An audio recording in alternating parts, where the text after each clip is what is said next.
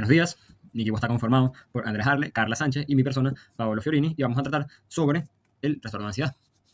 Okay, primero vamos a determinar lo que es el DSM-5-TR. Y bueno, para empezar, primero tenemos que explicar qué es el DSM-5, que bueno, que es un, por así decirlo, un diccionario, el cual contiene todo lo que son los trastornos para que les sirvan para los profesionales de la salud mental. Entonces, bueno, su origen fue publicado por la Asociación Americana de Psiquiatras. Como dije, su función es un diccionario para que explica todos los trastornos y todo esto. El objetivo es establecer criterios estándar, universales y objetivos, y se aplica que ya que es una guía vital para comprender el problema y anticipar conducta. Entonces, bueno, entonces vamos al DSM-5-TR.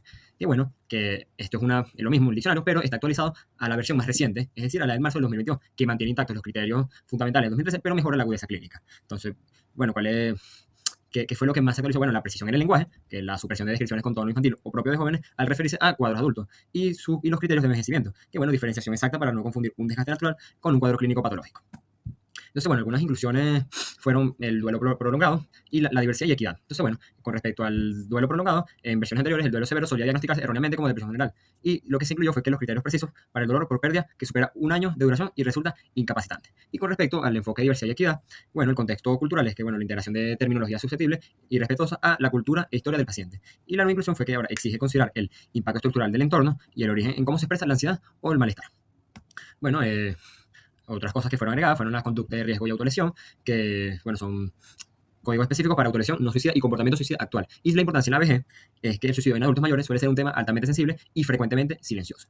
Por otro lado, también se incluye la gravedad en trastornos neurocognitivos, que, bueno, primero la precisión del deterioro, que mejora sustanciales en las explicaciones relacionadas con los niveles de gravedad. Y su importancia en la vejez es que permite al equipo clínico determinar exactamente el punto de deterioro neurocognitivo.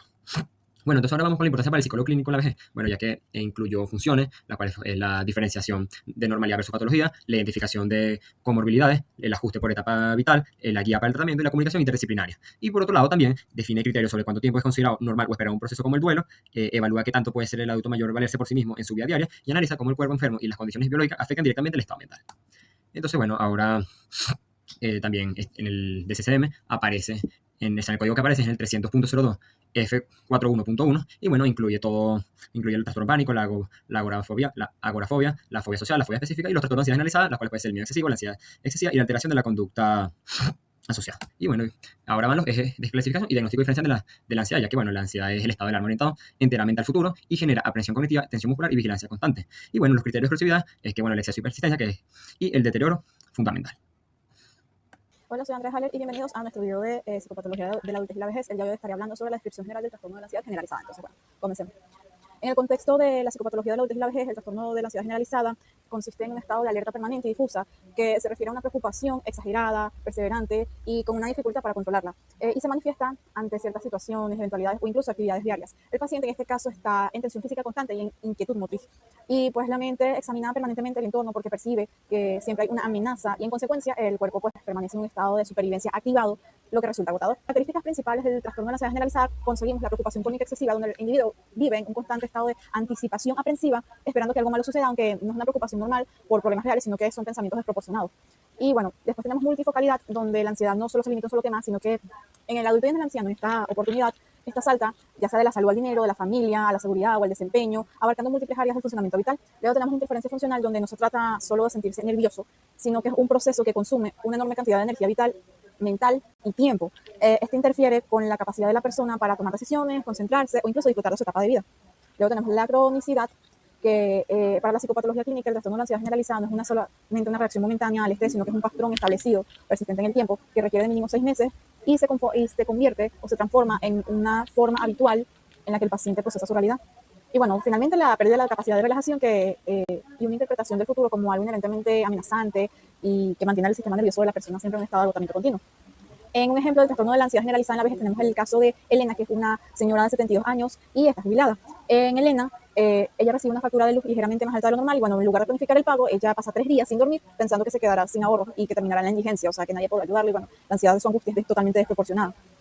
En cuanto a multifocalidad, podemos ver en el caso de Elena que su mente es un radar de catástrofes. Si no es el dinero, es su salud. Si no es su salud, es la seguridad de sus hijos, que son adultos funcionales, o es el estado del clima, porque va a venir una tormenta y va a dañar su techo, entonces la ansiedad no tiene un solo blanco, va pasando de un poco en poco. En cuanto a la interferencia funcional, aplicándolo al caso de Elena, debido a su miedo de gastar de más o enfermarse en la calle, ella deja de asistir a sus clases de yoga, a su grupo de amigas y se aísla y se siente tan agotada por la tensión muscular, la falta de concentración, que descuida las tareas básicas del hogar y bueno, su mundo se hace cada vez más chiquito. Y en cuanto a cronicidad, para diagnosticar el trastorno de ansiedad generalizada, Elena no se siente así solo porque tuvo un mal mes. Como dije anteriormente, su familia nota que lleva más de un año en este estado de hipervigilancia continua, y no hay días de descanso, la ansiedad se ha convertido en su forma habitual de procesar la realidad y persiste incluso cuando los problemas externos se resuelven. Ahora pasando a los criterios diagnósticos, de forma general, en el DSM-5 establece una serie de requisitos que deben cumplirse para diferenciar la preocupación normal de un cuadro patológico al trastorno de la ansiedad generalizada en el adulto. Principalmente el criterio central, que es la desconfianza o ansiosa. En la temporalidad, que necesitamos un mínimo de 6 meses, que sea multifocal, o sea que la preocupación por diversos eventos, y dificultad de control, donde sea esta capacidad de desconectarse o de frenar la rumiación. Pasamos luego a la sintomatología asociada, donde se requieren 3 o más síntomas requeridos, pero en el adulto se requiere o se amerita que estén presentes la mayor parte de los días. En la esfera motor y física, la inquietud y la tensión muscular; en la esfera cognitiva y emocional, la dificultad de concentración, irritabilidad; y en la energía y ciclo vital, la facilidad para fatigarse y problemas de sueño. En cuanto a los filtros de validación o en los criterios de exclusión, encontramos un impacto real donde debe existir un malestar clínicamente significativo, o sea, un deterioro social, laboral, funcional, y la regla de exclusión orgánica, que esto se refiere a las no sustancias, o es decir, descartar efectos de drogas o medicamentos u enfermedades crónicas como hipertiroidismo o arritmia. Y finalmente, el diagnóstico diferencial, que es asegurar que los síntomas no se expliquen mejor por otro trastorno, ya sea fobia social, trastorno obsesivo compulsivo, entre otros. Ahora el curso típico en el adulto y adulto mayor. Primero, una naturaleza crónica y persistente. Este trastorno no suele presentarse de forma aislada, sino que sigue un curso continuo y fluctuante a lo largo de los años, un desarrollo gradual. Los síntomas raramente aparecen de manera súbita y generalmente empiezan a aparecer desde la juventud, aunque se toman como un rasgo de personalidad. Variabilidad según el estrés ambiental, intensificada de la ansiedad oscila dependiendo del nivel de estabilidad o crisis en el entorno del paciente, la persistencia sin intervención, que pueden atenuarse en periodos de calma y es poco frecuente que desaparezcan sin un tratamiento. El agravamiento en la vejez. En la vejez tardía, el curso puede empeorar debido a factores críticos como la pérdida de redes de apoyo o incluso el deterioro de la salud física. La adaptación sintomática de los ancianos, donde muchos adultos mayores experimentan una transición donde la ansiedad es menos explosiva, pero es más constante y física, más somatizada, por decirlo así. Y baja probabilidad de remisión completa porque el trastorno de la ansiedad generalizada tiende a consolidarse como una forma crónica de procesar la realidad y exige un manejo a largo plazo para preservar la calidad de vida. Y bueno, finalmente el diagnóstico diferencial del trastorno de la ansiedad generalizada es un proceso crítico en la adultez y en la vejez, para no confundirlo con ansiedad o con otras patologías. Primero, debe distinguirse del trastorno de pánico, porque la ansiedad es aguda y súbita. En cambio, en el trastorno de ansiedad generalizada es constante y difusa. En segundo lugar, tenemos la diferencia de la fobia social, porque en el trastorno de ansiedad generalizada la preocupación no se limita a la evaluación ajena, sino a múltiples áreas de zona, de familia, economía, todo. En la vejez es vital separarlos también del trastorno depresivo mayor, ya que comparten el insomnio también y la fatiga, pero en el trastorno de la ansiedad generalizada predomina la rumiación futura y no la hedonia o la culpa pasada, como lo es en el trastorno depresivo mayor. Y también hay que descartarse el trastorno obsesivo compulsivo, porque las preocupaciones del trastorno de la ansiedad generalizada son sobre problemas de la vida real y no son tanto sobre obsesiones extrañas, particulares o ritualizadas como lo puede hacer el trastorno obsesivo compulsivo. Y bueno, finalmente en adultos mayores es obligatorio descartar causas médicas, como se dijo anteriormente, o defectos de polifarmacia, debido a que es una etapa donde se puede requerir más tratamientos médicos o fármacos, y asegurar que la ansiedad no sea tampoco un síntoma prodrómico de un trastorno neurocognitivo incipiente en el paciente. Mi nombre es Carla Sánchez y en esta ocasión vengo a hablar un poco sobre el rostro cambiante de la ansiedad. Como tema principal o central, vamos a tocar como tal la ansiedad según la etapa vital, entre la adultez y la vejez. Esto principalmente tiene 4 factores que lo caracterizan, como es la manifestación, que mientras en la adultez la ansiedad es mayormente psicológica, que es angustia verbalizada, en la vejez se disfraza tras una máscara somática. Asimismo, esta se manifiesta con dolores físicos y consultas médicas frecuentes. Por otra parte, el contenido de preocupación en los adultos se preocupan por el éxito, la finanza y la crianza, que es como temas instrumentales, y los adultos mayores se centran más en temas vitales como el miedo a caerse, salud familiar y la proximidad de la muerte. Tercero, el impacto cognitivo. En adultos se traduce en falta de concentración y en la vejez puede aparecer la pseudodemencia, que son fallos de memoria por ansiedad que a veces se confunden erróneamente con el llamado Alzheimer. Como cuarto factor está la irritabilidad, que pasa de una baja tolerancia al estrés en el trabajo, que esto se manifiesta en los adultos. Y esto se manifiesta mediante conductas defensivas o, asimismo, el aislamiento social en los ancianos. Ahora vamos a explicar un poco sobre los factores de riesgo en la adultez, es decir, la sensación de sobrecarga insostenible. Esto tiene 4 factores principales también, como lo son la sobrecarga de roles, que es el concepto de la llamada generación sándwich, que son adultos atrapados en el cuidado de sus hijos pequeños, y padres ancianos. Es una baja presión producida que se da de manera constante.